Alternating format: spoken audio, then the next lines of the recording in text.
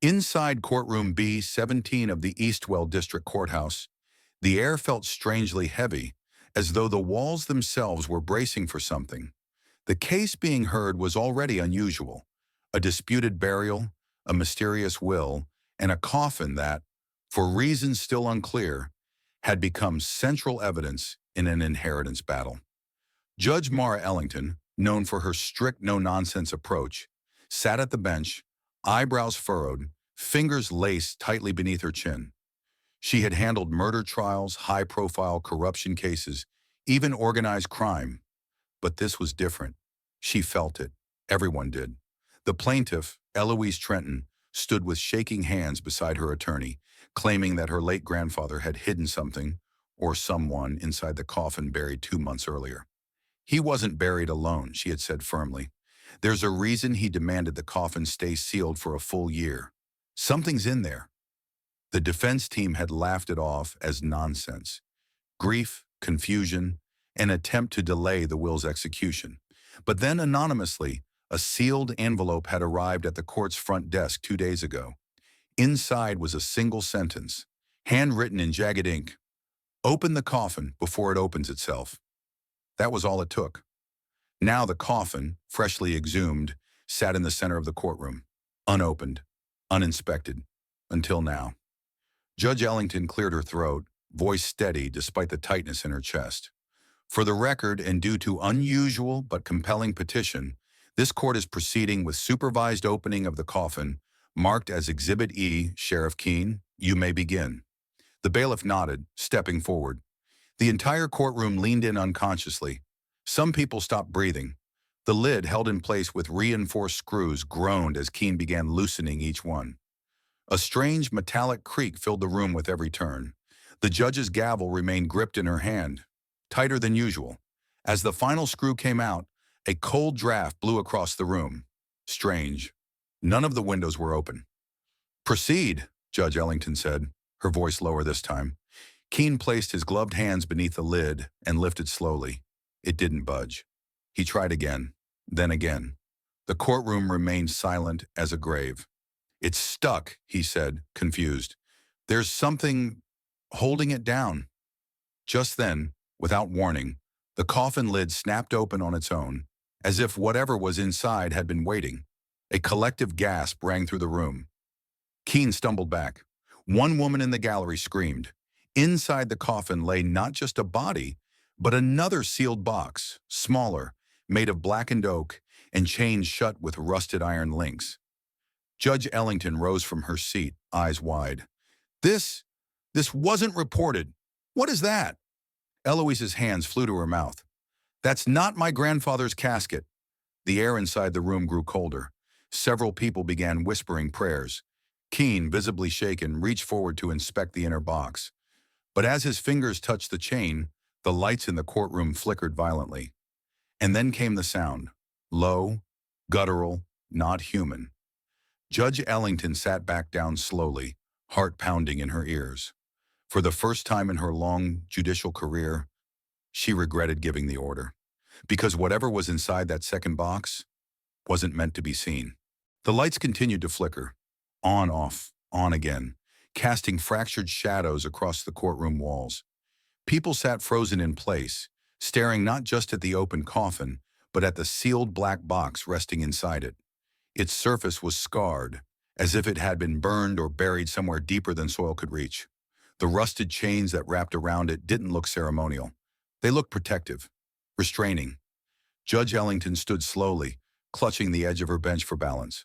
Her heart was beating hard now, not with fear of lawlessness, but something primal, something ancient. She looked over at Sheriff Keene, whose hands hovered inches above the box. "Don't touch it," she said, her voice sharper than intended. Keene froze. "Your Honor, I think I just heard something inside it." Whispers broke out across the courtroom. The reporters, who were usually the first to chase drama, had put down their phones. They weren't recording anymore. They were watching, silent, uncertain. Eloise, the young woman who started it all, looked pale. "That's not part of my family's burial," she said again. "That doesn't belong in any grave." Judge Ellington turned toward her. Have you ever seen that box before? She shook her head, eyes wide. Number, never. But my grandfather used to speak about a promise, something he said he once took too far. I thought he was just being poetic. Stone, the defense attorney, cleared his throat uneasily. Your Honor, we have no documented evidence of this item being placed in the coffin at any time during burial procedures. Frankly, this is an unexpected and possibly unlawful disruption of the proceedings. But Judge Ellington wasn't listening to him anymore. Her gaze remained locked on the box. Who buried it with him? She muttered to herself. And why go to such lengths to seal it off from the world? Suddenly, a loud clang echoed through the room. Everyone jumped. One of the chains on the box had snapped free, by itself. Keene stepped back, his voice cracking. I didn't touch it. I swear I didn't. Another chain snapped, falling to the wooden floor like a dead snake. Then another, and another. The final chain slithered loose as the courtroom air turned ice cold. Several people instinctively stood and backed away from the gallery. Even Judge Ellington found herself stepping down from the bench, her instincts as a judge overridden by something far more human, pure dread. The black box trembled. Eloise whispered, My grandfather once said, some things need to stay buried, even if no one remembers why. The lid of the box creaked upward, slowly, painfully, like a wound being reopened. Inside was not a body. There were documents, parchments bound in wax and leather, covered in strange inscriptions. But at the center of them all sat an object, a carved mask made of a pale, bone-like material, eyes hollow, expression unreadable. Everyone leaned forward at once, as if pulled by some invisible thread. Keene reached in slowly, hands trembling, and lifted it free. The moment the mask cleared the box's edge, the fire alarm in the building went off, blaring overhead. But there was no fire. The sprinklers didn't activate. Instead, the courtroom doors slammed shut on their own, locking with a loud mechanical clunk. The lights went out entirely, pitch black. For 5 seconds, no one moved. No one breathed. And then, one by one, the candles inside the ceremonial display behind the bench lit themselves. Judge Ellington whispered into the silence, We've made a mistake. And from the back of the courtroom, where no one had been standing, came a voice that did not belong to anyone present. You were warned. The voice that echoed through the courtroom wasn't loud, but it didn't have to be. It was cold, hollow, like wind blowing through a crypt sealed for centuries. The sound of it made the air feel heavier, and time itself seemed to pause, as if everything, every breath, every heartbeat was suddenly held hostage. People began looking around in confusion and terror. The courtroom doors were still locked tight, and the flickering candlelight cast unsettling shadows that danced along the walls, bending unnaturally with every flicker. Judge Ellington, usually composed even in chaos, took a shaky step forward. Who said that? She called out, though her voice cracked halfway through. This is a court of law. Identify yourself immediately. But there was no reply, only silence. Then slowly the mask, still held by Sheriff Keene, began to hum. Not like a machine or a tune, but something deeper. A low vibration, one you could feel more than hear, like something ancient had awakened and was stretching inside the walls. Put it down, someone whispered from the gallery. Please, put it back. Keene tried, but his hands didn't move. I can't, he said through gritted teeth. It's stuck. My hands. He glanced down, and so did everyone else. The mask was fusing to his skin. Thin, hair-like strands were crawling up his wrists, binding themselves to him like roots growing into flesh. His veins darkened, his pupils dilated. Then, without warning, his head snapped back, and he screamed, not in pain, but like something had just torn through him. Everyone in the courtroom screamed with him. Keene dropped to his knees. His body trembled violently, and the mask slipped from his hands, clattering onto the wooden floor. But instead of lying still, it turned on its own, resting face up, its hollow eyes now glowing faintly red. Eloise gasped. That's it. That's the thing my grandfather told me about. Judge Ellington turned to her. still trying to regain control, though her voice shook. "He told you about this?" Eloise nodded, tears now forming in her eyes. "He said he found it during the war, that it was buried beneath a burned village with no name. He said voices came from it, that people went missing when they touched it, that he kept it locked away and swore no one would ever see it again." She looked toward the coffin. "He buried it with himself because he didn't trust the world to keep it hidden." The judge looked at the mask, then at Keene, who was now barely conscious, slumped against the jury box. His lips moved, whispering something over and over, though no one could make sense of the words. Attorney Stone stepped forward slowly, his voice trembling. This isn't about a will or a family dispute. This is something else entirely. Something ancient," Judge Ellington added under her breath. Just then the temperature dropped again. Breath became visible in the air.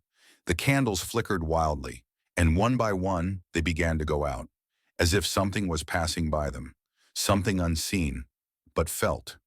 Then a faint sound, like bones tapping together, methodically, rhythmically, echoed from inside the now empty coffin. Eloise clutched the bench in front of her. "There's something else in here, something that followed the mask." The judge's heart pounded harder as she stared at the open coffin. She had allowed this to happen. She had signed the order. "We have to seal this courtroom now." Her voice cracked. "Get emergency lockdown.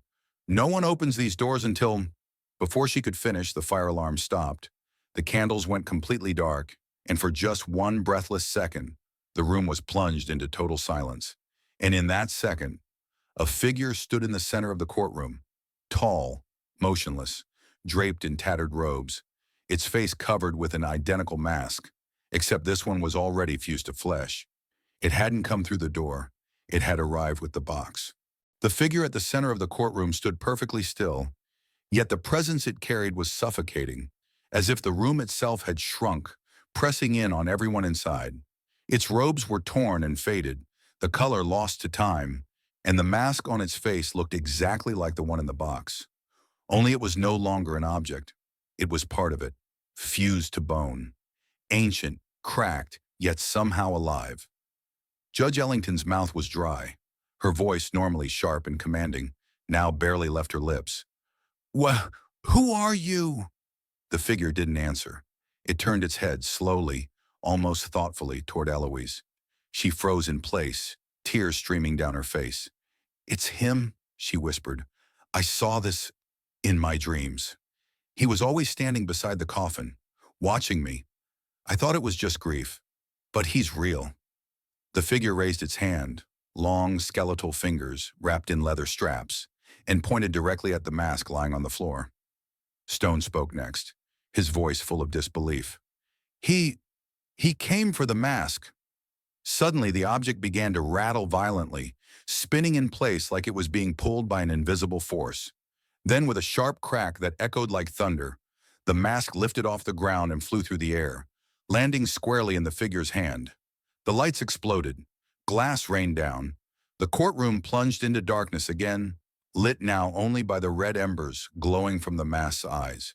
And then, voices. Dozens. Maybe hundreds. All whispering at once, coming from every wall, every corner, every shadow. Words in no known language. People screamed. Someone from the gallery banged against the locked doors. "Let us out! Let us out!"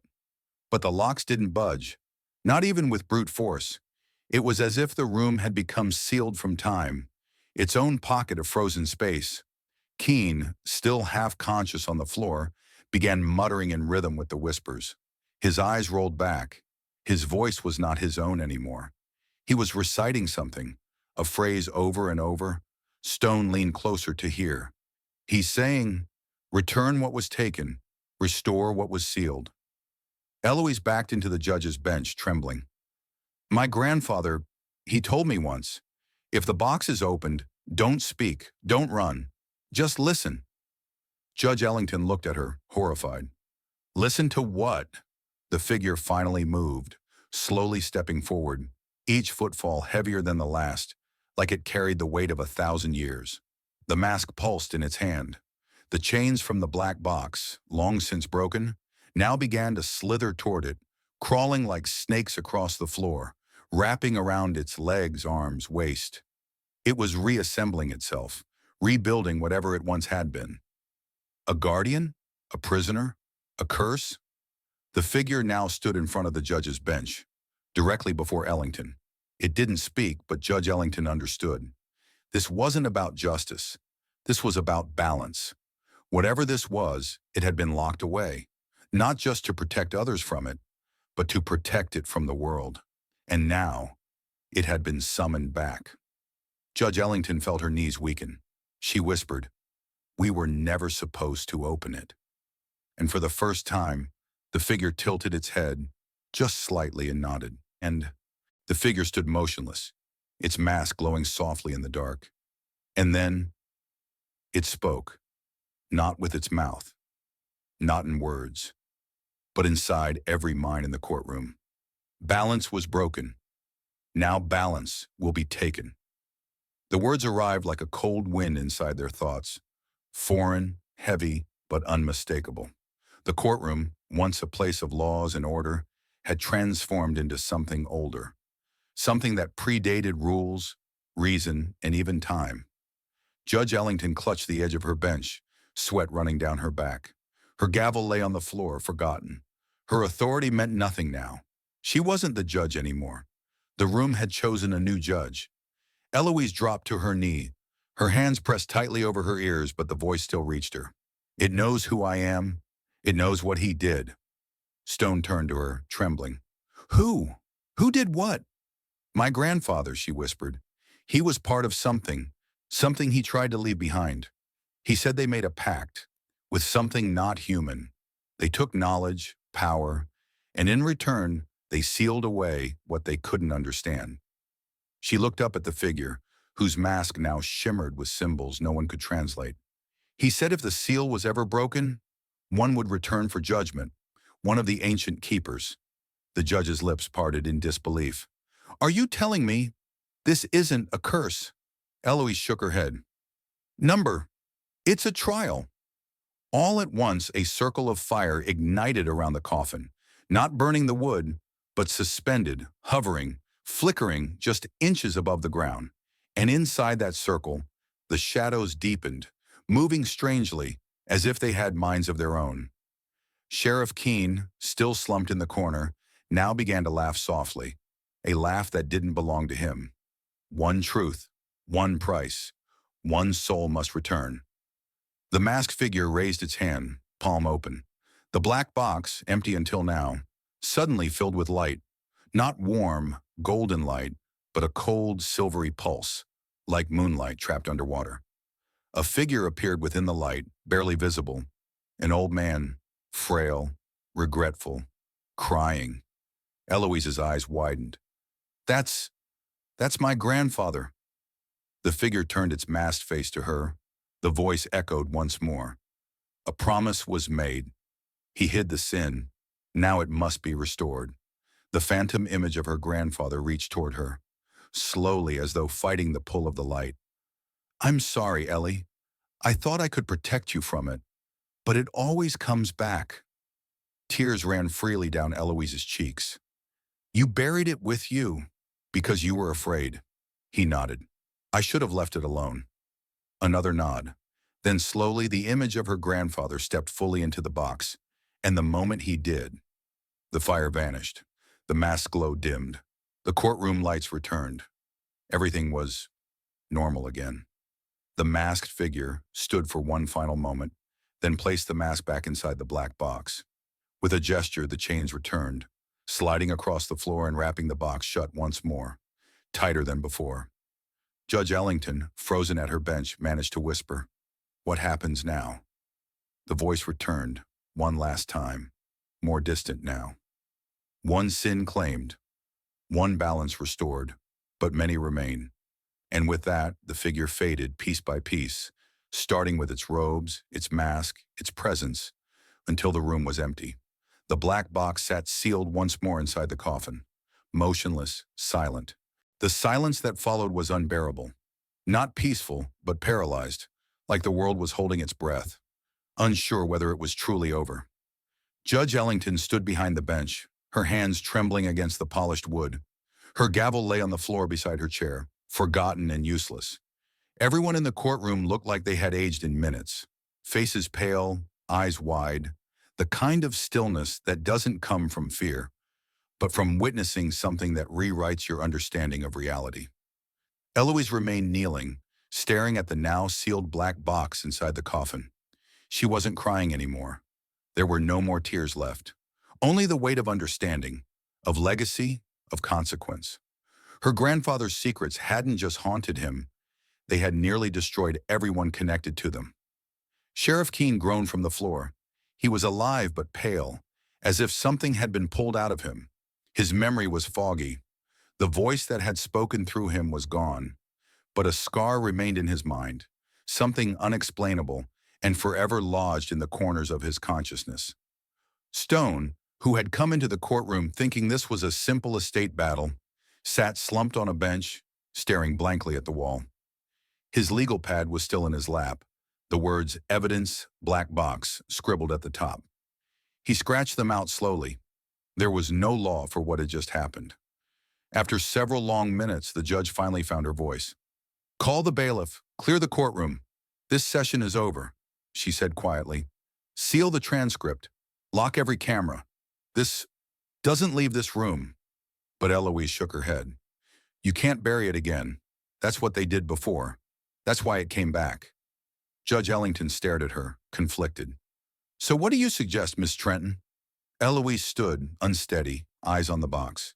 "We keep it, guard it, not as a weapon, but as a warning." The judge exhaled. "And what do we tell the people? What do we say happened here?" Eloise turned, looking straight into her eyes. "The truth, that a man buried a mistake so terrible it broke the line between death and the living. That his legacy called something back, and that we were lucky to survive its judgment."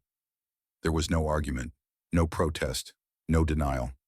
Just the understanding that something ancient, something that wasn't supposed to ever see daylight again, had been stirred, and that only a soul's return had stopped what could have consumed them all. The courtroom was cleared. The black box, now locked inside a government crate, was taken to an undisclosed location under federal supervision. No public report was released, no media statement, just silence. But among those who were there, the judge, the clerk, Eloise, Stone, and Keene. They would carry that day with them for the rest of their lives. They would dream of masks, of chains that moved on their own, of whispers in forgotten tongues. And they would remember the voice that said, "Many remain," because deep in the earth, in graves forgotten, and coffins never opened, others were still waiting. Subscribe and press the bell icon so that you never miss the amazing video.